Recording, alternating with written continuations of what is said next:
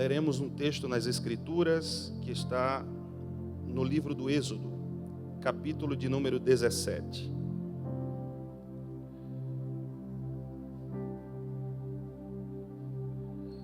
Êxodo, capítulo de número 17. Leremos alguns versículos para nossa reflexão. Logo após essa leitura, os irmãos podem assentar-se à vontade. Êxodo capítulo 17, leremos a partir do versículo 8. Versículo 8 a seguir. Quantos já localizaram a referência? Êxodo capítulo 17, versículo 8. Então veio Amaleque e pelejou contra Israel em Refidim.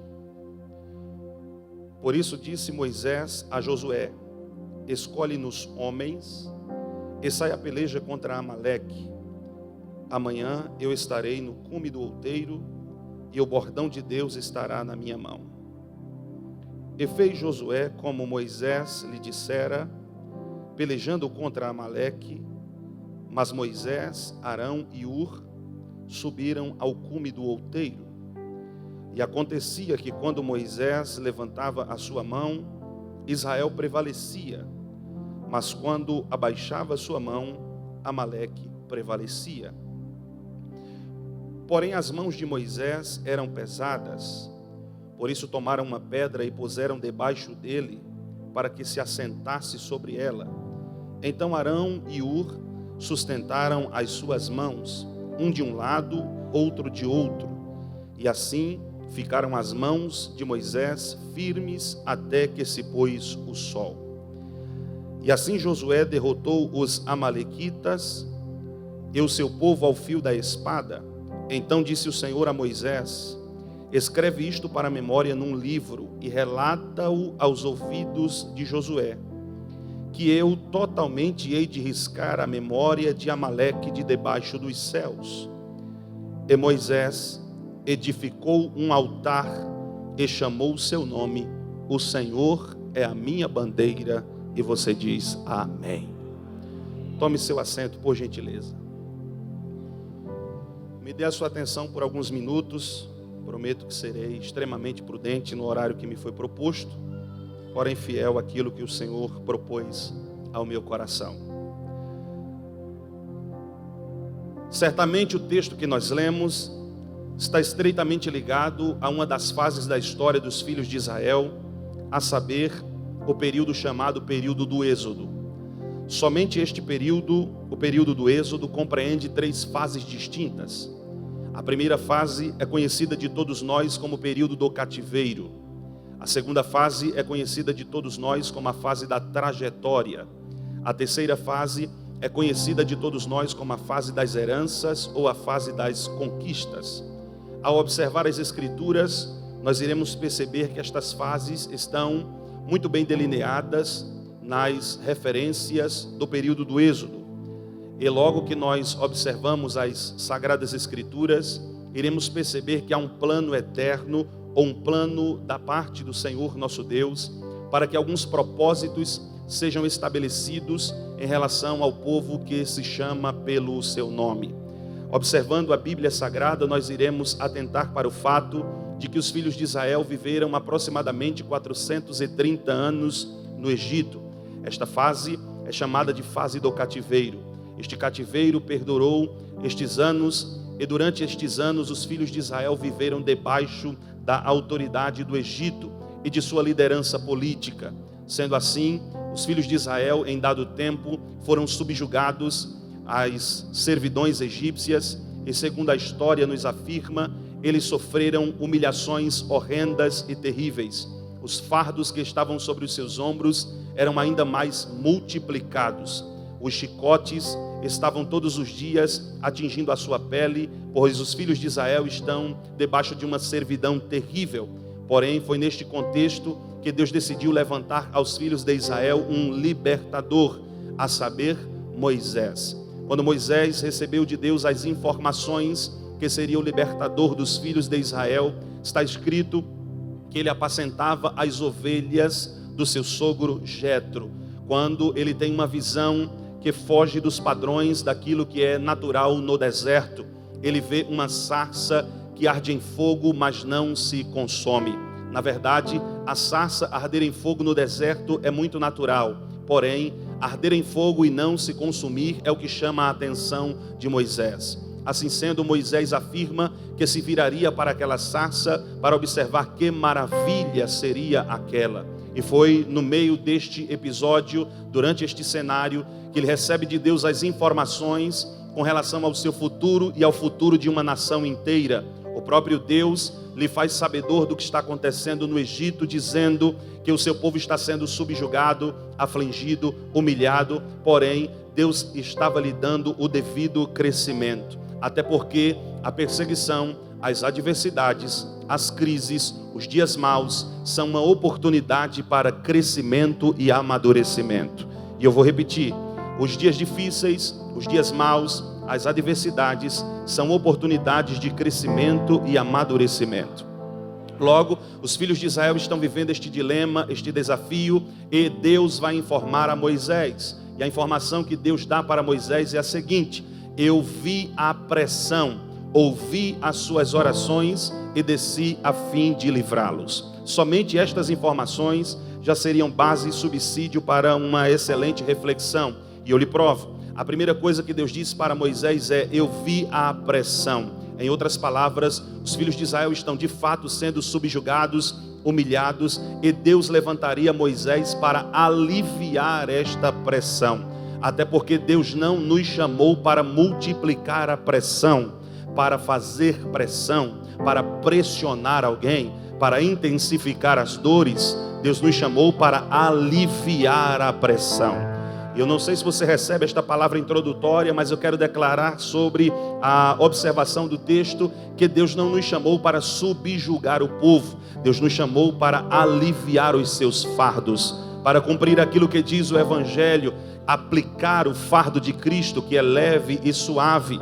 E está escrito que Moisés recebe esta informação: eles estão sendo pressionados, mas eu vi a pressão. Melhor que saber que Deus está vendo a pressão é saber que Deus ouviu as suas orações. E eu repito, melhor que saber que Deus está vendo as pressões, as adversidades, as crises, as dores, é saber que Deus ouviu a oração do seu povo. E Deus, ouvindo a sua oração, vai levantar Moisés como um instrumento. Moisés não sabia, mas a vocação que ele está recebendo é resposta de oração para uma geração.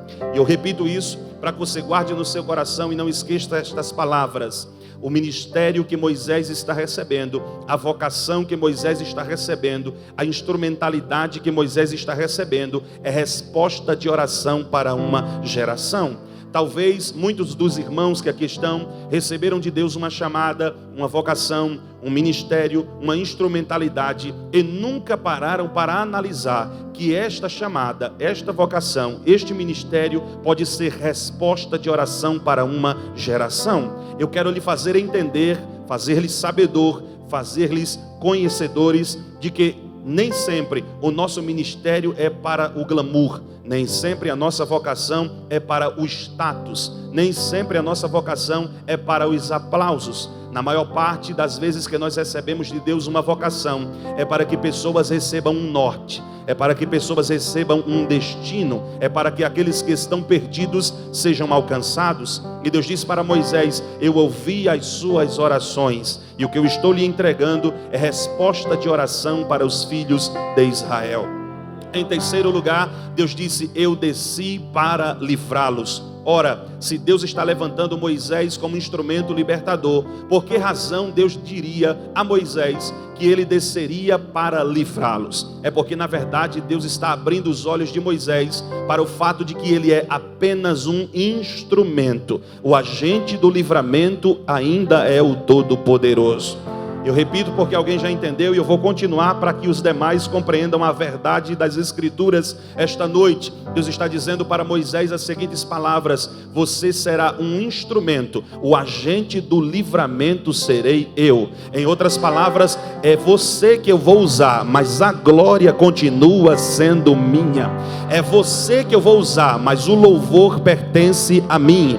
É você que eu estou instrumentalizando, mas tudo que você fizer não será para a sua glória, não será para o seu louvor, não será para a sua honra, mas será para que meu nome seja eternamente glorificado.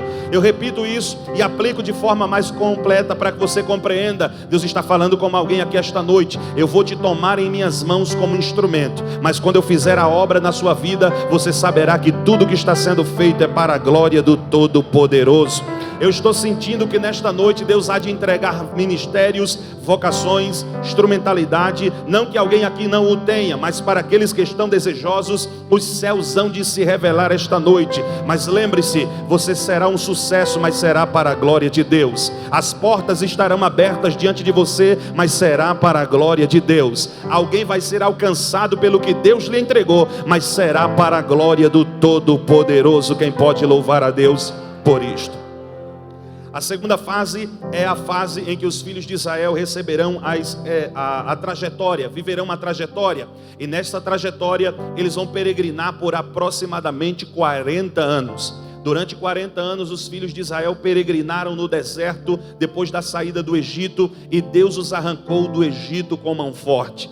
E Deus os arrancou de forma tão poderosa que está escrito que nenhuma unha daquilo que era dos filhos de Israel ficou na terra do Egito. Não somente eles saíram, mas tudo que lhes pertencia saiu com eles. E eles durante 40 anos peregrinaram até chegar à terra prometida. Deus disse para Moisés que os faria subir para uma terra boa, ampla e que mana leite e mel. Todas as vezes que nós mencionamos essa expressão, nós nem sempre temos a compreensão daquilo que está escrito, ou da profundidade das palavras de Deus a Moisés e aos filhos de Israel. Deus diz: eu vou tirá-los daqui do Egito e vou levá-los a uma terra boa, ampla e que mana leite e mel. Nesta fase em que os filhos de Israel chegam a esta terra boa, ampla e que mana leite e mel, eles estão vivendo a terceira fase do êxodo. Eles estão chegando à conquista, eles estão chegando à recompensa, eles estão chegando à herança. A fase da trajetória culmina na fase das conquistas ou na fase das heranças. Neste contexto, Deus vai entregar para cada um dos filhos de Israel os seus galardões. Cada casa, cada tribo, cada família, cada patriarca receberá a sua porção. E quando nós lemos a Bíblia, nós nem sempre compreendemos a profundidade do que Deus está entregando para os seus filhos. Deus entregou algo tão excelente que quem menos recebeu, eu não estou falando de quem mais recebeu, estou falando de quem menos recebeu. Quem menos recebeu, recebeu 22 cidades e 30 aldeias. Quem não recebeu quase nada, recebeu 22 cidades e 30 aldeias. Quem não recebeu quase nada, recebeu 200 cabras e 200 camelos. Quem não recebeu quase nada, recebeu uma porção de terra tão produtiva que não sabia o que era plantar a 30 e a 60, porque toda colheita era 100 vezes mais. Quem menos recebeu, só para você dar glória a Deus aqui hoje, recebeu faixas de terra tão produtivas que as suas colheitas eram chamadas colheitas excelentes. E melhor que isso, era saber que nas suas terras haviam fontes, e enquanto a fonte de todas as nações secavam, a dos filhos de Israel permanecia fluindo águas. E eu descobri porque durante todo o ano as águas não secavam. É porque as fontes não eram de baixo, mas as fontes eram eternas. As fontes não eram humanas, as fontes eram divinas. Eu não sei se você recebe esta palavra, mas Deus está lhe fazendo ingressar no novo tempo, numa nova fase, numa nova etapa, em que nesta etapa você não vai experimentar somente das fontes de baixo, mas as fontes de cima estarão trabalhando 24 horas em seu favor. Quantos podem dizer glórias a Deus por isso? Assim sendo, os filhos de Israel vão viver todos estes benefícios, até porque Deus disse que eles faria entrar na terra boa, ampla e que mana leite e mel. Mas a fase mais difícil da história dos filhos de Israel no Êxodo, por incrível que pareça, não foi a fase do cativeiro, até porque Deus revelou ao seu povo pelas Escrituras que durante todo o tempo em que os filhos de Israel estiveram aprisionados, eles receberam de Deus crescimento. Durante todo o período em que estiveram presos, eles cresceram. Está escrito: quanto mais os afligiam, tanto mais se multiplicavam e se espalhavam na terra do Egito. Ou seja, houve crescimento. Maior foi a pressão, quanto maior foi o crescimento. E assim sendo, os filhos de Israel desenvolveram-se em número durante o seu crescimento no Egito. Porém, a fase mais difícil foi a fase da trajetória, pois essa trajetória duraria aproximadamente 3 meses e acabou durando 40 anos. Toda a fase destes 40 anos foi Deus purificando o seu povo. Não foi somente arrancando o povo do Egito, mas foi tirando o Egito do povo. Porque mais difícil que arrancar o povo do Egito era tirar o Egito dos filhos de Israel. E assim sendo, Deus vai purificar o seu povo. E durante esta peregrinação foram muitos os desafios, as adversidades, as crises, os dilemas. A Bíblia informa-nos que dentre estes dilemas está o fato de que agora os filhos de Israel irão passar por um território chamado de território dos amalequitas. E Israel recebeu de Deus um benefício durante a trajetória, é que em todo lugar em que eles colocavam uma planta dos seus pés, Deus lhe dava o território. Israel estava numa peregrinação e durante toda a sua trajetória, a terra em que eles pisavam, Deus lhes dava a possessão. Não somente lhes dava a possessão, mas fazia vencer os seus inimigos e lhe entregavam os despojos para o seu sustento. Assim, a Bíblia informa-nos que agora os amalequitas foram inteligentíssimos, humanamente falando, pois está escrito que eles agora prepararam armadilhas, ciladas, emboscadas contra os filhos de Israel, pois a notícia que corria era: onde eles colocam a planta dos seus pés, Deus lhe dá os territórios, Deus subjuga os seus inimigos. O Deus deles é diferente de qualquer outro Deus. Ele não vai para a guerra para vencer, ele já sai à peleja vitorioso. Você perdeu de dar glória, mas eu vou continuar. Ele não vai à guerra para conhecer o resultado, ele já sai sabendo o resultado. E Deus dava a terra para os seus filhos, porém os amalequitas resolveram se antecipar, preparar armadilhas, ciladas, emboscadas contra os filhos de Israel. É aí que o texto fica muito mais interessante, porque está escrito que quando eles prepararam as ciladas, Deus dos altos céus viu as ciladas. Quando eles prepararam as armadilhas, Deus dos altos céus viu as armadilhas. E eu melhoro isso para que você compreenda: ninguém consegue pegar o nosso Deus de surpresa. Eu repito, ninguém consegue surpreender o Deus onisciente. Alguém já compreendeu e eu vou continuar. Ninguém consegue surpreender o nosso Deus. Você é surpreendido, eu sou surpreendido, nós somos surpreendidos. O nosso Deus nunca é pego de surpresa. Quando Deus viu as armadilhas, o intento de Amaleque, Deus falou com Moisés e disse para Moisés: reúna o povo, chame o povo para o combate. E neste combate você vai chamar 2 pessoas em específico. A primeira delas é Josué, a segunda delas é Calebe. Ordene para Josué que chame os guerreiros de Israel para pelejar.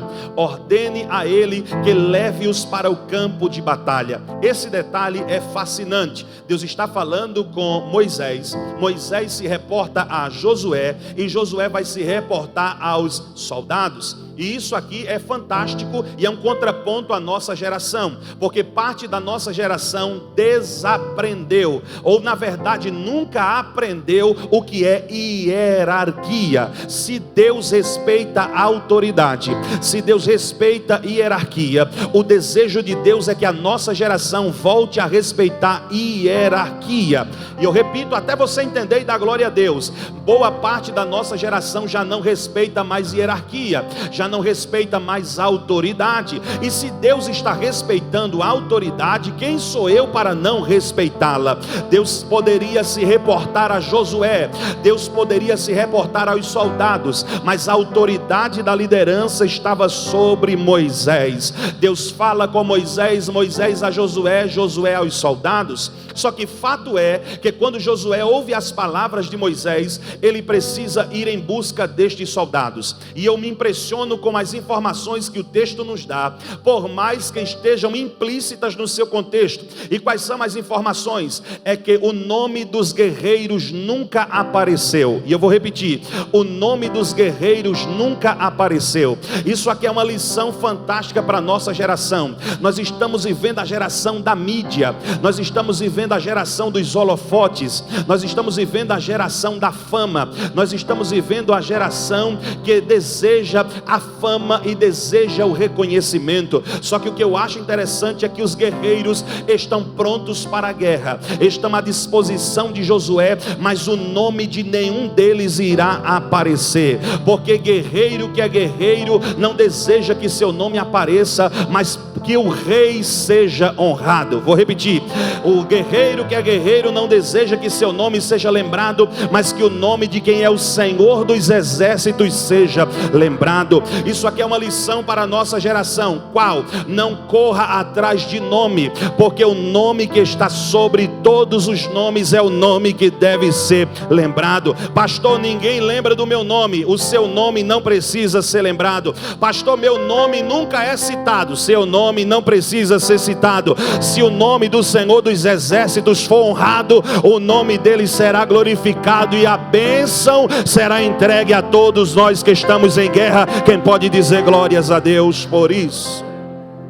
Olhe para cá. Primeira coisa que me chama a atenção é que o nome dos guerreiros não aparece. Segunda coisa que me chama a atenção é que Josué sabe onde estão os guerreiros. Glória a Deus. Josué sabe onde estão os guerreiros.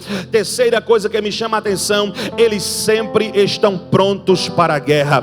Quando Moisés ordena a Josué que chame os guerreiros, primeiro, ele não menciona o nome de quem vai para a guerra, mas todos já estão prontos. Ele não menciona o nome de quem vai para a guerra, mas todos estão voluntários. Ele não cita o nome de quem vai para a guerra, mas todos estão disponíveis. A Bíblia diz que Josué agora tem esta responsabilidade, só que os cenários são distintos. Os cenários são distintos. Josué recebe a orientação de Moisés para levar os guerreiros para o vale, para levar os guerreiros para o vale, porque os guerreiros iriam atuar no vale. A Bíblia diz que Josué recebe de Moisés esta orientação, porém ele deixa claro para Josué que ele não vai descer para o vale, mas que ele vai subir ao monte de Deus, ou ao outeiro de Deus. Quando ele dá estas palavras para Josué, ele deixa claro: amanhã eu irei ao monte de Deus e o bordão de Deus está comigo. Irmão, se o texto já é impressionante, vai ficar muito mais impressionante por algumas razões. Primeiro, Moisés diz: desça para o vale e eu irei para o monte. Moisés não vai para o vale e manda Josué para o monte. Ele vai para o monte e manda Josué para o vale. Pastor, e qual é a lição de Deus para nós que estamos aqui? É que cada um tem o seu lugar de atuação, cada um tem o seu ambiente para ser usado, cada um tem a sua área, cada um tem a sua instrumentalidade. O problema é que boa parte da nossa geração está querendo mudar os ambientes da sua atuação, deseja escolher o lugar onde vai agir, deseja escolher o lugar onde Deus irá usá-lo. E Moisés não deu este direito para Josué, e Moisés entendeu que ele deveria subir para o monte e Josué para o vale. É mais ou menos numa linguagem mais atual, como se Moisés estivesse dizendo: vai para o vale e eu subo para o monte, cada um no seu quadrado. Quem é de espada vai para o vale, quem é da intercessão vai para o monte, quem é de espada vai para o vale, quem é da intercessão, alguém já entendeu? Quem é de espada vai para o vale, Quem é da intercessão vai para o monte, porque nós estamos vivendo um contexto em que as pessoas desejam aparecer onde elas almejam. Isso aqui me faz lembrar o contexto da profecia no Antigo Testamento. O profeta no Antigo Testamento, ele não tinha alguns privilégios. Quais eram esses privilégios? Primeiro, ele não escolhia a mensagem que iria pregar. Lá vai. Ele não escolhia o lugar em qual iria aparecer. Terceiro, ele também não escolhia o público para qual iria ministrar. Parece que nossa geração está desaprendendo ou nunca aprendeu. Por quê? Porque na nossa geração alguém escolhe a mensagem que quer pregar, alguém escolhe o lugar onde quer aparecer, alguém escolhe o público para qual irá atuar. E Deus nunca vai me dar este privilégio de escolher aquilo que prego, de escolher aonde vou pregar, e nem o público para qual eu irei ministrar. No contexto do Êxodo, Deus não deu o privilégio para Josué de escolher o lugar da sua atuação, mas ele está debaixo de uma autoridade. E Moisés vai olhar para Josué e vai ver: você é de guerra e o lugar da tua atuação é o vale. Eu vou subir ao outeiro de Deus e o bordão de Deus estará na minha mão. Agora dobre sua atenção. Quando Josué recebe esta informação, ele vai para o vale. Quando ele vai para o vale, ele leva consigo os soldados. Levando os soldados, eles estão prontos para a guerra. Só que ele sabe que Moisés subiu ao monte. E quando Moisés vai subir ao monte, algumas coisas me impressionam. Primeira coisa que me chama a atenção é que ele disse: o bordão de Deus estará na minha mão. Moisés nunca disse o meu bordão, ele disse o bordão de Deus. Só que eu li as escrituras algumas vezes e nunca encontrei Deus dando o bordão para Moisés. Mas o bordão que Moisés tem na mão era do seu sogro Jetro, porque Jetro, antes de se tornar um pastor de rebanho, ele foi sacerdote em Midian, e quando ele tornou-se pastor, ele arrebanhou para si um rebanho, e diz as escrituras que Moisés vai ser treinado apacentando este rebanho. Jetro olhou para Moisés e viu em Moisés uma instrumentalidade. Qual? De liderança. Só que Moisés era uma pedra bruta, ele precisava ser lapidado.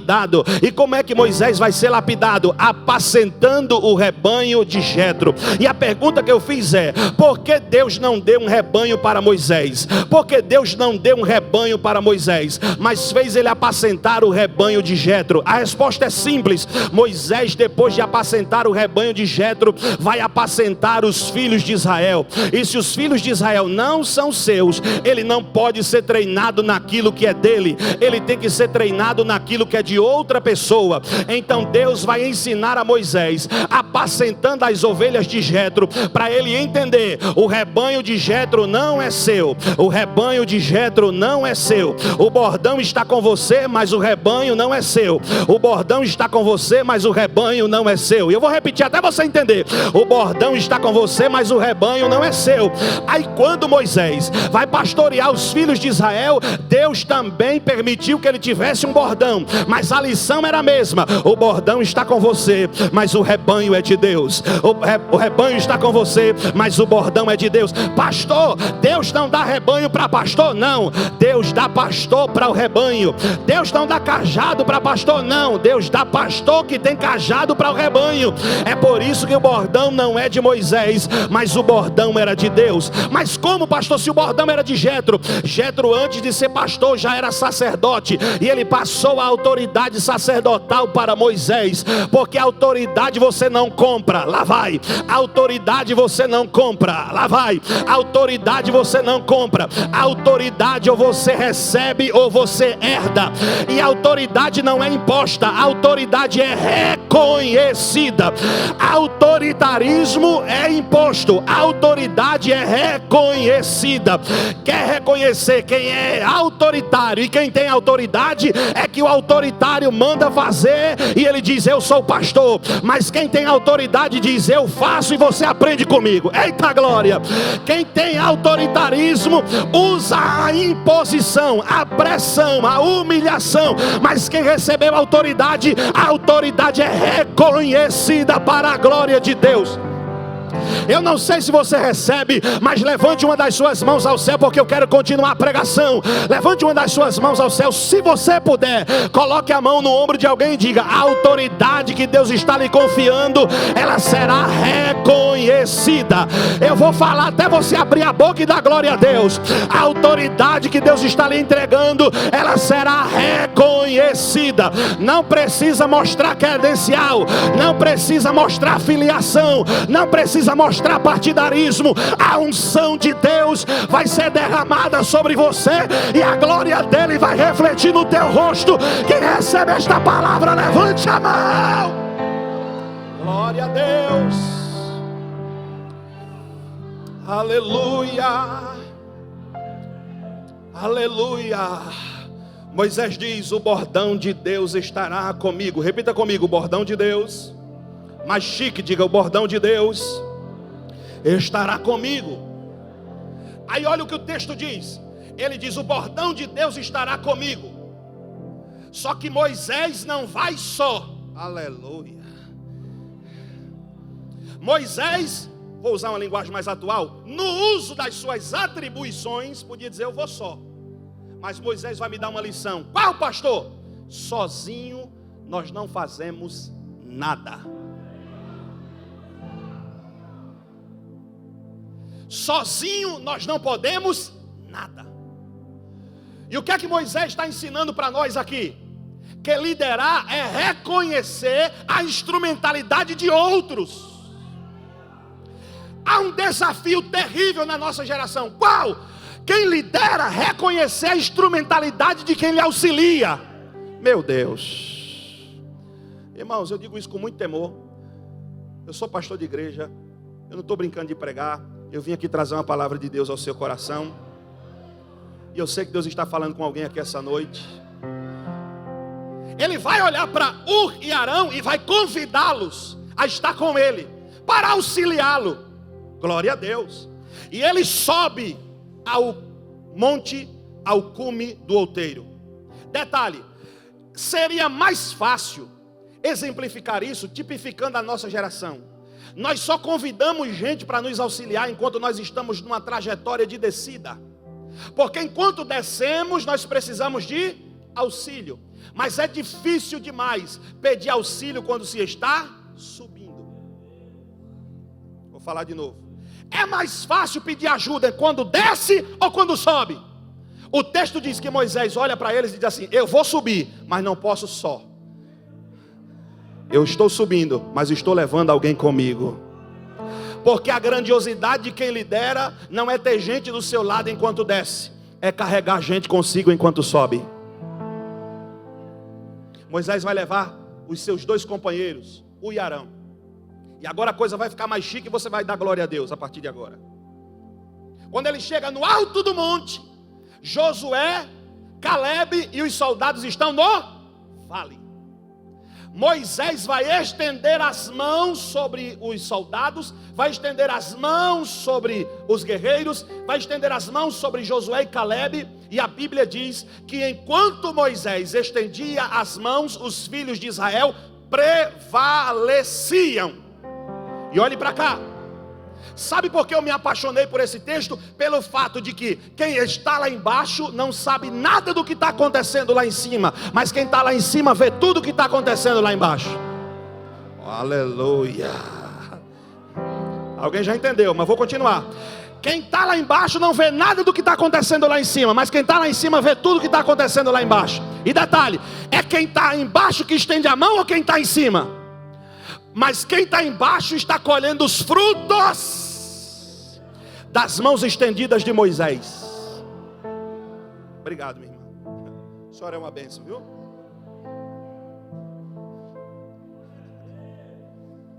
Olhe para cá. Quem está lá embaixo não vê nada do que acontece lá em cima, mas quem está lá em cima estende as mãos para quem está lá embaixo. E detalhe, quem está lá embaixo não vê nada do que acontece lá em cima, mas colhe os frutos do que está acontecendo lá em cima. Porque a mão de Moisés está estendida, sim ou não? Glória a Deus. Só que lembra do que Moisés disse? Ele disse: o bordão de Deus estará na minha mão. Eu pensava que Moisés estava só com as mãos estendidas. Mas Moisés não está só com as mãos estendidas, ele está com o bordão de Deus nas suas mãos estendendo para o povo. Porque lembra do que Deus disse para Moisés? Você é só um instrumento. Quem faz sou eu. No dia que eu chegar lá em cima e esquecer que quem faz é Deus, a primeira coisa que ele arranca de mim é o bordão. Aleluia. Eu não ia falar não, mas eu vou falar, irmão. Me perdoe a minha sinceridade, o meu português não é dos melhores, mas eu preciso que você atente para isso. Porque parte da nossa geração não aprendeu que o mesmo Deus que admite é o Deus que demite. Pastor, Deus demite? Demite, é só ler a Bíblia. Há um texto em Isaías que eu acho fantástico, quando ele está falando sobre um mordomo de Ezequias. Tinha um camarada chamado Sebna, que ele era mordomo de Ezequias, e por viver com gente grande, ele achava que era grande. Não entenderam não, mas eu vou continuar. Por estar no meio de gente grande, pastor Luiz Carlos, ele achava que era grande. E o que é que ele fez? Ele comprou um jazigo, ele comprou um terreno lá nos sepulcros onde se enterravam os reis.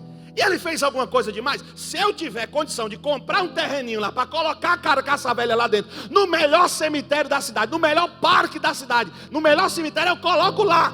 Deus olhou para aquilo e viu nisso um problema, porque o problema não é onde ele quer ser sepultado, o problema é quem ele acha que ele é. Aleluia. Deus olhou para o coração dele e viu soberba, e a soberba é o princípio para a queda, é o que precede a ruína. Quando Deus olhou para aquilo, ele disse: esse camarada está achando que é quem? Ele esqueceu que o mesmo Deus que admite é o Deus que demite. Espera aí que eu vou mandar uma mensagem para ele. Isaías, oh glória, vai lá em Sebna e fala um negocinho lá para ele. Fala o que, Jeová? Diga para ele que eu vou arrancar ele da cadeira com assento e tudo. Eu vou fazer ele rolar como uma bola. E se ele está achando que é muita coisa, eu vou demitir ele do ofício. E tem mais, eu estou arrancando ele e já tenho alguém para colocar no lugar. Jesus, guarde minha alma, mas eu vou falar.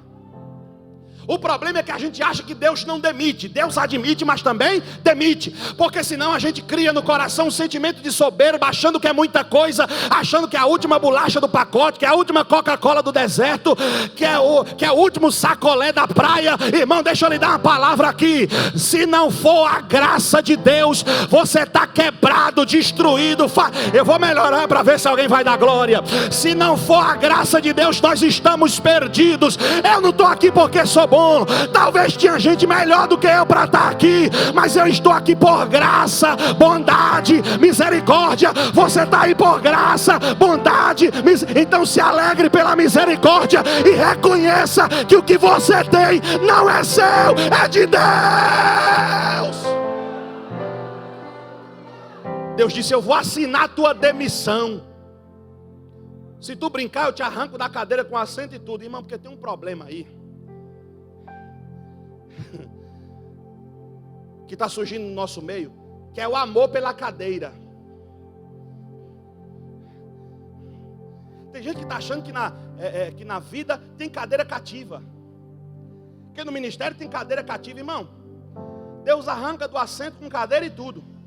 Não, eu vou segurar na cadeira porque ela é minha. Deus arranca você, derruba você com cadeira, com tudo, meu irmão. Aleluia ou não aleluia? Não, quando a coisa aperta é difícil dar glória, irmão, mas tudo bem. Eu vou falar o que Deus colocou no meu coração aqui hoje.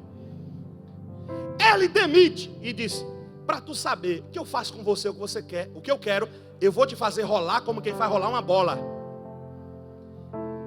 E para tu ter ciência de que o dono de tudo sou eu já tenho alguém para colocar no seu lugar.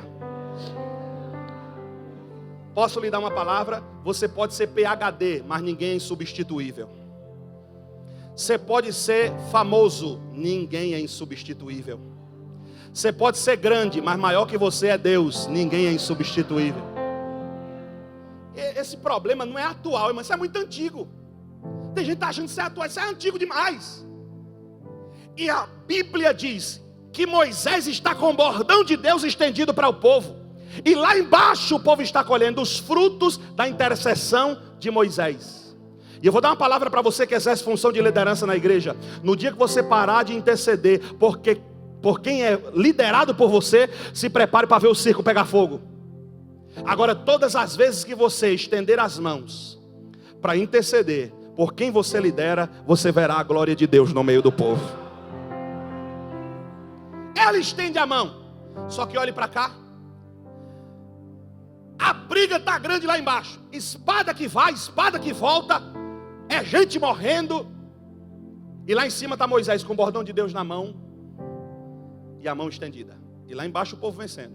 Só que o texto diz assim: quando as mãos de Moisés declinavam, o povo prevaleceu.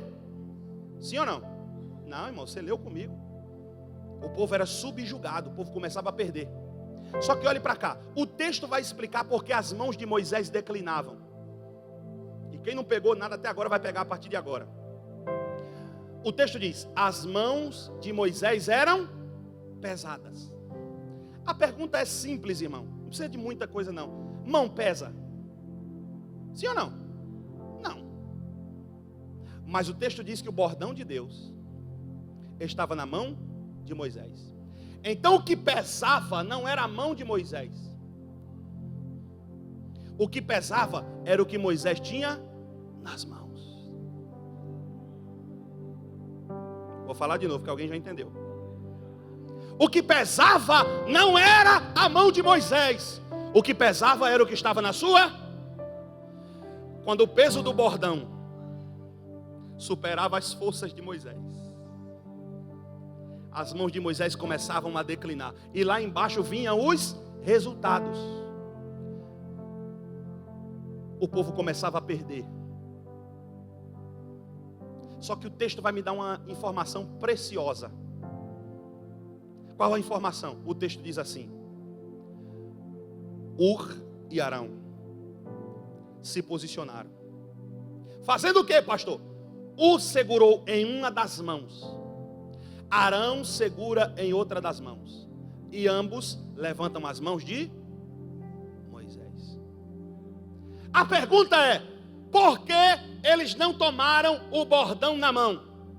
Por que eles não seguram o lado do bordão, o outro lado do bordão, se é o bordão que pesa, mas eles seguram nas mãos? É porque quem reconhece a autoridade, respeita a autoridade. Eles entenderam, ele está cansado, mas o bordão ainda está na mão dele. Porque só tem problema com o cansaço de quem lidera, quem nunca exerceu função de liderança. Olha aí, está cansado, não presta mais para nada, devagar, quase parando. Sabe por que essa geração ainda subsiste no nosso meio? É gente que não cansa de falar de quem lidera, mas nunca liderou nada, não lidera nem a sua própria casa, mas quer falar de quem cansa na obra de Deus. Eles não ousaram pegar o bordão, um segurou numa mão, outro segurou na outra, e ambos levantaram as mãos de Moisés. Posso lhe dar uma palavra para você liberar os glórias que trouxe para esse culto? Deus não te chamou para outra coisa a não ser para colocar o ombro debaixo da carga. Eita Deus, aleluia. Como eu queria que você estivesse recebendo o que eu estou pregando. Levante uma das mãos ao céu, porque lá vem a palavra de Deus para você aqui essa noite. Deus conhece o teu cansaço. Deus sabe o quanto o bordão pesa.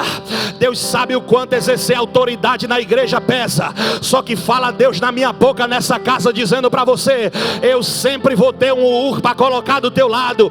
Eu sempre vou ter um Arão para colocar do teu lado. E todas as vezes que as tuas forças se esvaírem, eu vou mostrar minha fidelidade, levantando alguém.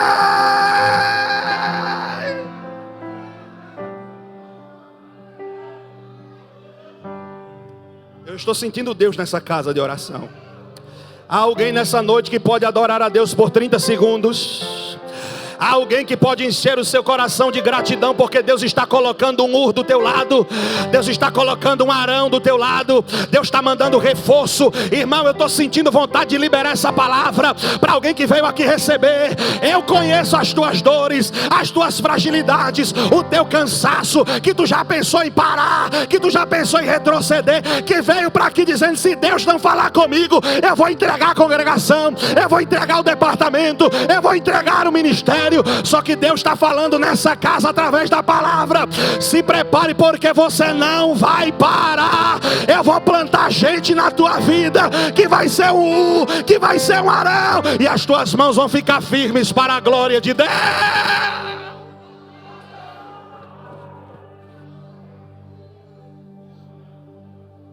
Aleluia. Olhe para cá. Eles levantaram as mãos de Moisés. Olhe para cá. Irmão, pense no homem que não tem medo de pregar. Eles levantam a mão de Moisés, e lá embaixo o povo colhe os frutos. Tem gente que está colhendo fruto de uma unidade que não vê. Eita Jesus. Vou falar de novo. Tem gente que está colhendo benefícios de uma unidade que não vê. Tem gente que não conhece os bastidores do ministério. Tem gente que não conhece os bastidores da igreja. Vem aqui, chega, cultua, dá glória a Deus, dá aleluia. Quando tem um cantor animado assim, se anima. Quando tem um pregador que grita muito como eu, ele vem, se alegra, levanta a mão. Mas ele não conhece os bastidores. Mas está colhendo os...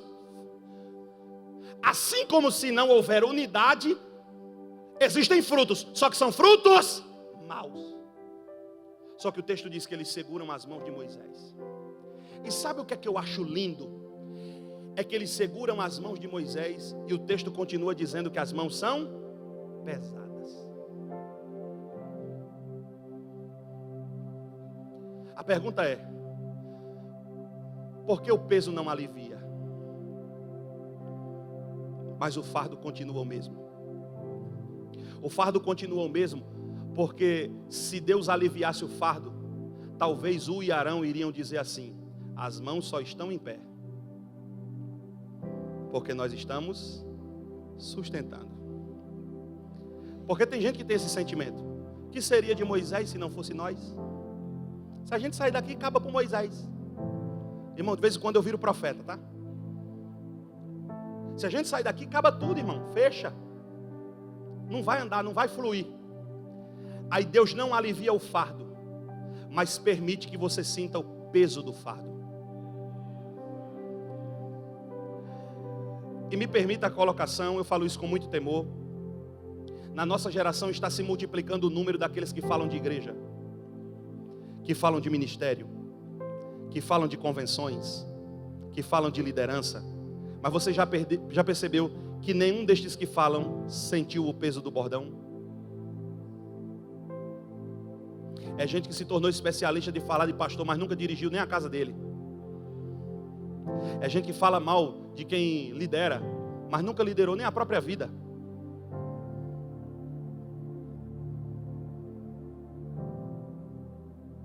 Deixa eu lhe dar um conselho: não entre por esse caminho.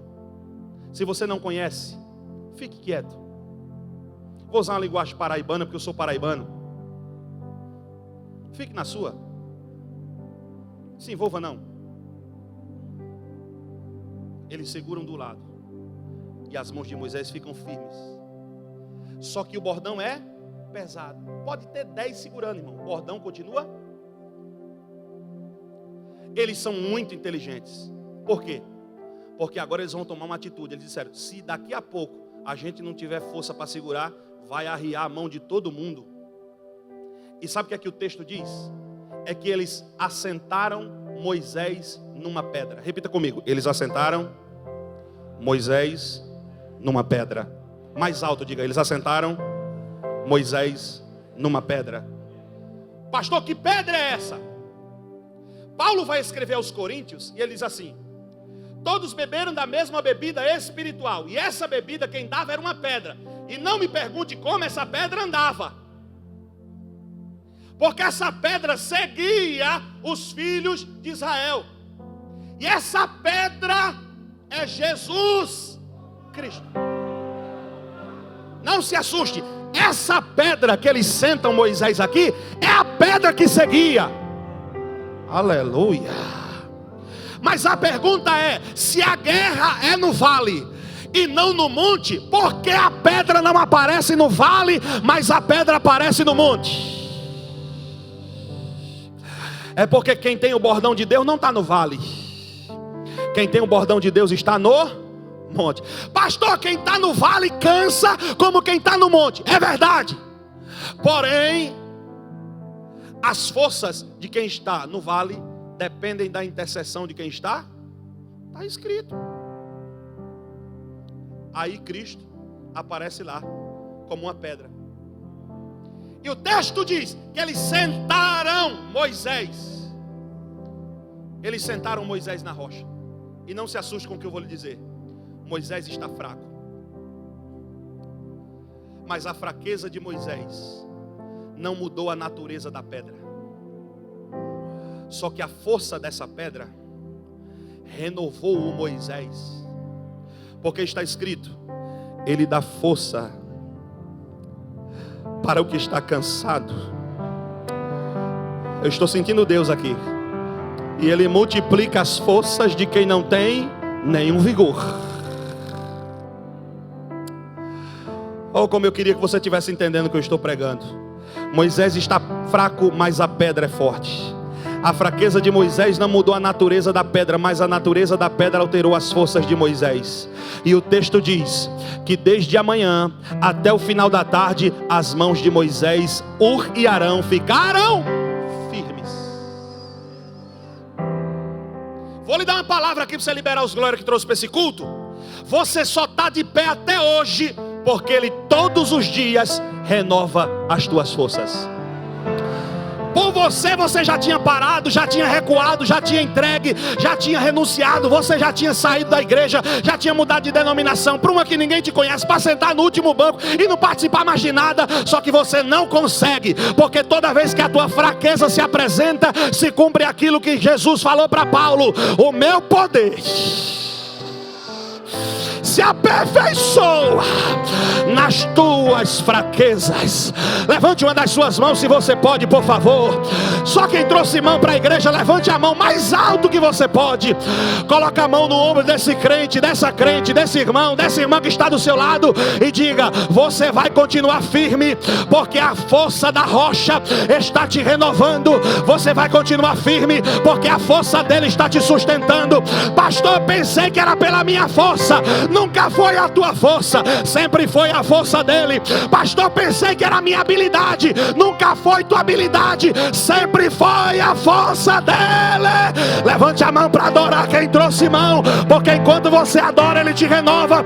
Enquanto você adora, ele te restaura. Quem pode levantar a mão e celebrar a ele?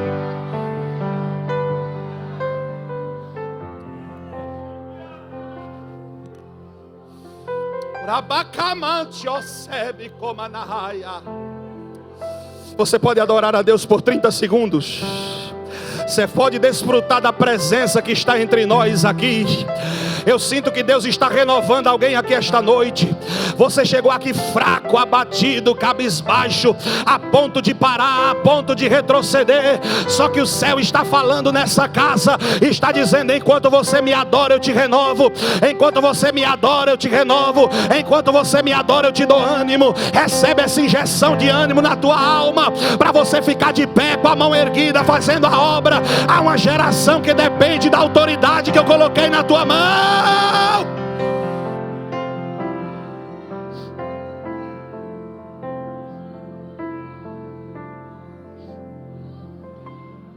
Aleluia. E o texto diz que de pela manhã até a tarde,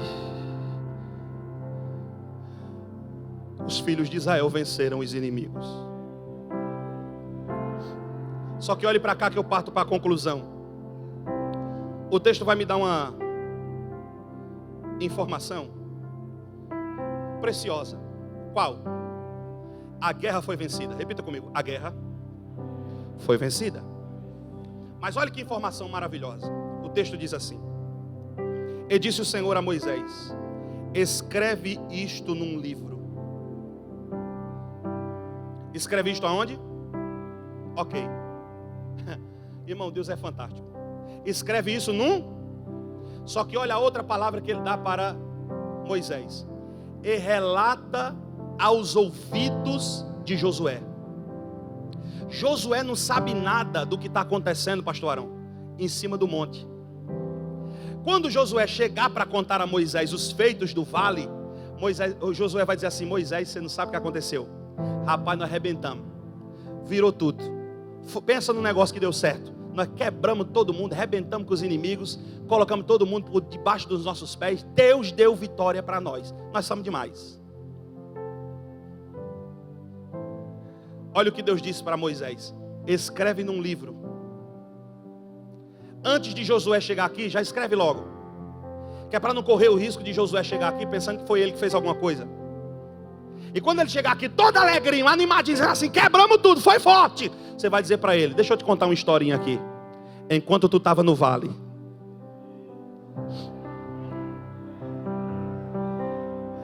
nós estávamos aqui com as mãos estendidas, intercedendo por vocês. E vocês só venceram lá porque quem deu vitória se manifestou aqui. Que é para não ter dúvida que foi ele que deu a vitória. Quando ele relata isso para Josué, ele está blindando Josué da soberba de achar que Josué livrou o povo. Até aí tudo bem. Só que o texto dá um salto fora do normal. O texto diz assim: a guerra foi vencida.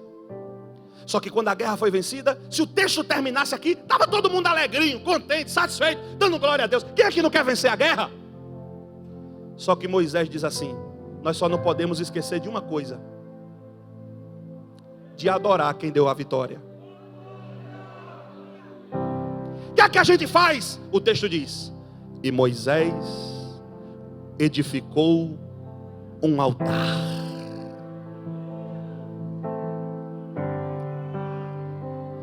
ao qual chamou: o Senhor é a minha bandeira. Escute para você dar glória a Deus. Moisés está deixando claro: vamos construir um altar. Esse altar não vai ser só um lugar de adoração. A gente vai celebrar a Deus pela vitória, mas ele vai ser um memorial, para que as próximas gerações saibam que o nosso Deus nos fez vencer essa guerra. Posso lhe dar uma palavra? Pastor, eu não estou brincando de pregar. Eu vim aqui com a palavra de Deus na boca para entregar essa igreja. O que Deus vai fazer a partir de hoje nessa igreja será um memorial. Vou falar só para os que vieram aqui adorar a Deus. Vai ser um memorial.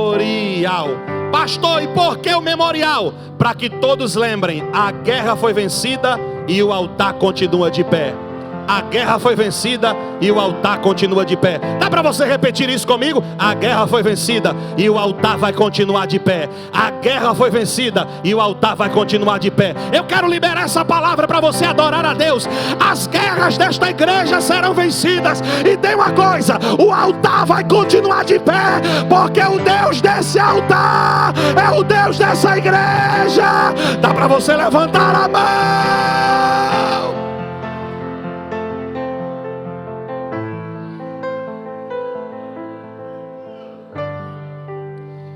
A guerra foi vencida e o altar continua de pé. Você pode ficar de pé, por favor?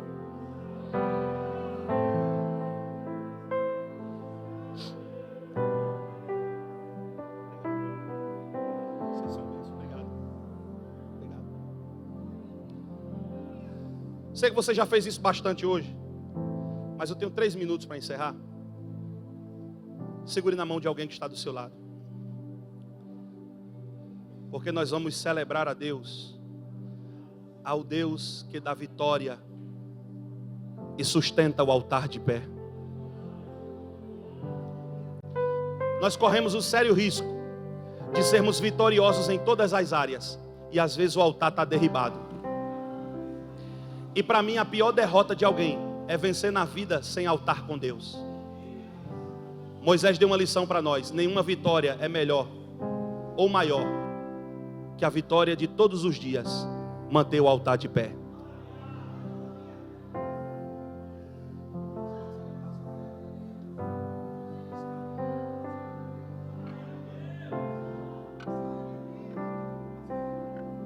Você segurou na mão de alguém que está do seu lado?